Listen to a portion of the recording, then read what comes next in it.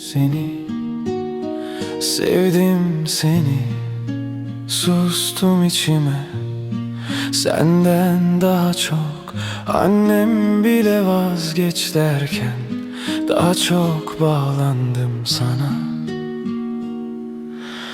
Kalbime verdiğin zarar, içimde büyüyen gölge gibi kanser kitlesi, her gün biraz daha yayılır adın anıldıkça. Görmeyeyim seni başkasıyla, kimyasal ilaç gibi olsun hayat. Yan etki sen, acı sen, böyle gitsin, bitsin dünya. İster gel, ister gelme, ister sev, ister sevme. Zaten bende her şey var, ikimizin yerine severim seni.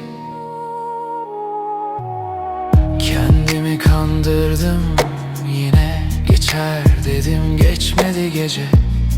Fotoğrafların duvara asılı suç gibi, kaçtıkça çarptı gözüme. Söktüm cümle cümle seni, dilimin ucunda kaldı ahın. Yara kabuğu kopardıkça kanatırım, adın dudaklarımda.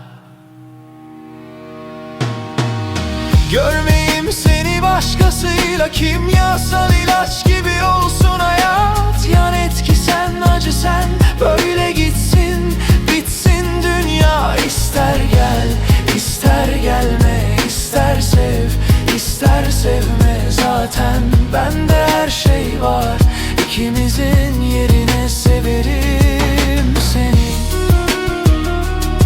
Severim seni, özlerim seni. İkimizin yerine bir ben, bir gölgen yetmez ama idare. Severim seni, söverim kendime. Bu kalp sana müptela, çık desen de çıkamaz. Görmeyeyim seni başkasıyla, kimyasal ilaç gibi olsun hayat. Yan etki sen, acı sen, böyle gitsin, bitsin dünya. İster gel,